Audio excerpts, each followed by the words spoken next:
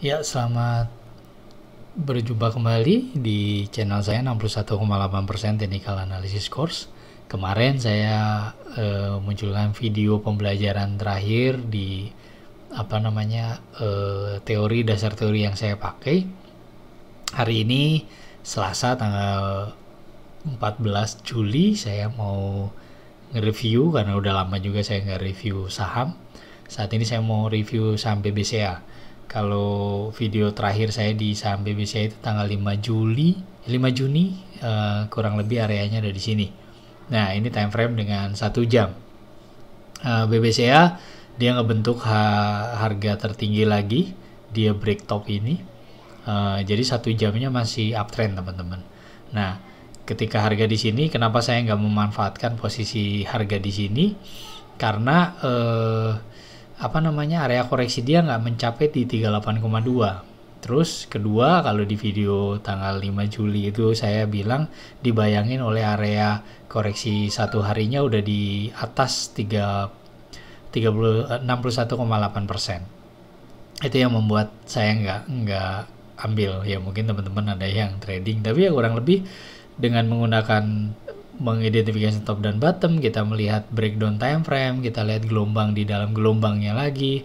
Kalau 1 jamnya seperti ini, kita lihat time frame 5 menit seperti apa, kita bisa bertrading pada dasarnya dengan menggunakan dasar teori dari bagi saya. Seperti sekali lagi ini hanya opini saya, bahwa untuk bisa menganalisa teknikal bukan belajar indikator dulu, tapi justru kita bisa mengidentifikasikan top dan bottom, kita menarik sebuah garis trend line dan membentuk sebuah gelombang dan merangkaikan gelombang itu menjadi sebuah trend.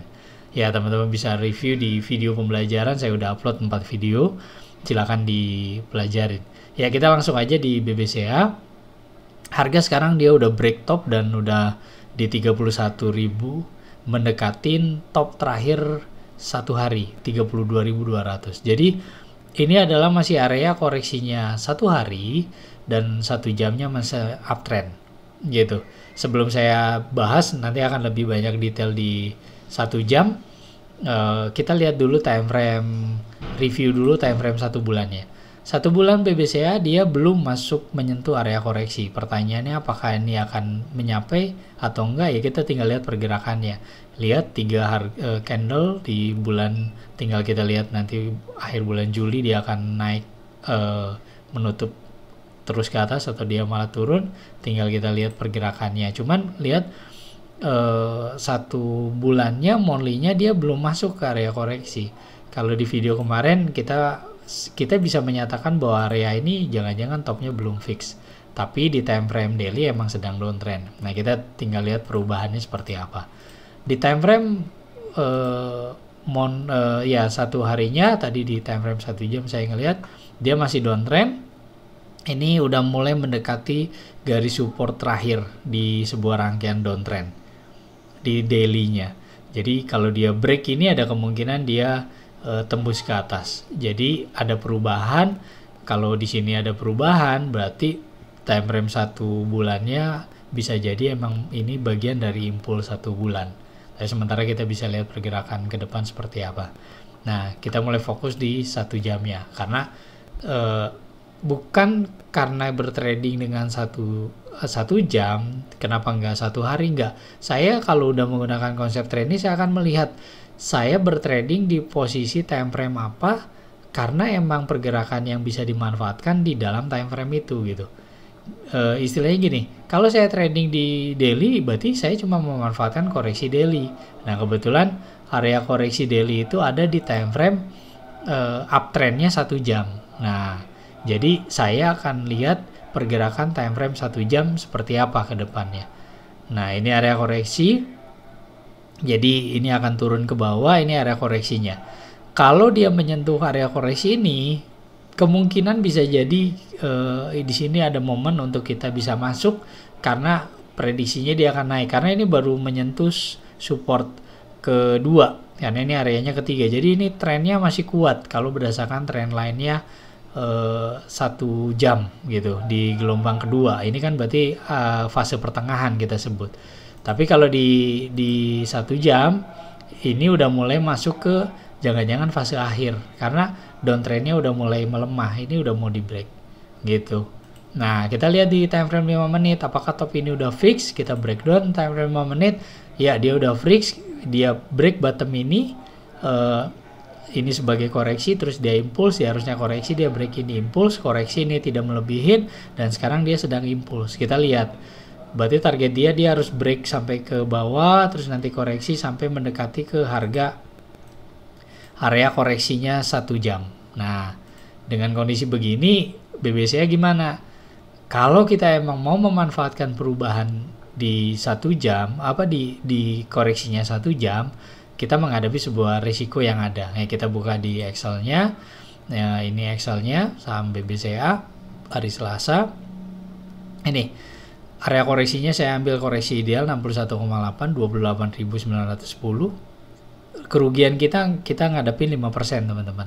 Take profitnya adalah break top terakhir 31.150. Profit kita 8%. Kalau sampai itu terjadi, bisa nggak kita pakai yang top terakhir 1 hari? Bisa aja, tinggal mentalnya kita kuat atau enggak. Kalau kita 1 hari 11%, teman-teman, profitnya. Kalau kita pakai top 1 hari. Nah, jadi kembali ke teman-teman, dengan berdasarkan analisa seperti ini, kita keputusannya seperti apa gitu. Nah, kita bisa tahu, kita udah memprediksikan, kita udah tahu top dan bottomnya di mana. Kalau kita mau ngambil posisi itu, ya kita akan nunggu. Kenapa kemarin saya nggak beli di sini? Pertama, koreksi dia nggak ideal. Kedua, ini udah masuk ke area koreksi yang di atas banget gitu. Tapi emang bisa aja dia terus naik ke atas, karena kalau ngelihat garis pergerakannya, fase pertengahan di 1 jam ini masih kuat gitu. Jangan-jangan emang dia akan break 1 hari. Nah, ya sekali lagi silahkan kritisi, ini analisa saya beberkan. Teman-teman juga bisa nilai, gabungkan dengan cara trading teman-teman yang lain gitu. Silahkan, ya ini kurang lebih hitung-hitung, ini juga praktek untuk kita menggunakan garis trend line, mengidentifikasi top dan bottom. Ini masuk ke dalam fase pertengahan karena ini adalah gelombang awal. Kalau kemarin awal sempat salah prediksi, tapi emang di sini tuh sebenarnya ada momen untuk masuk, cuman mental saya nggak sanggup untuk saya masuk. Tapi ya sekali lagi, kadang-kadang nyesel, ya itulah trading gitu. Saya sendiri juga, aduh kemarin kenapa nggak masuk. Tapi sekali lagi itu psikologi, teman-teman. Makanya dengan udah menguasain ini juga bukan jadi jaminan sih kita akan profit atau kita berani untuk masuk. Atau ketika berani, ya itu take profit kita yang stop loss kita yang kesentuh. Berarti kita bukan ngalami keuntungan tapi kerugian. Nah, cuman tetap bahwa trading itu emang kita harus mengidentifikasikan di mana stop loss-nya kita, itu yang paling penting. Dan target kita profitnya sampai segimana, compare presentasinya lebih gede yang mana. Gitu. Baik, itu aja. Sekali lagi terima kasih sudah mampir di channel saya. Tolong kasih masukan, kita bisa diskusi bareng-bareng di kolom komentar. Ataupun bisa email, dan ada emailnya di video-video pembelajaran saya. Nanti saya akan munculkan link di video ini. Baik, itu aja. Sekali lagi terima kasih dan sampai ketemu di video-video selanjutnya.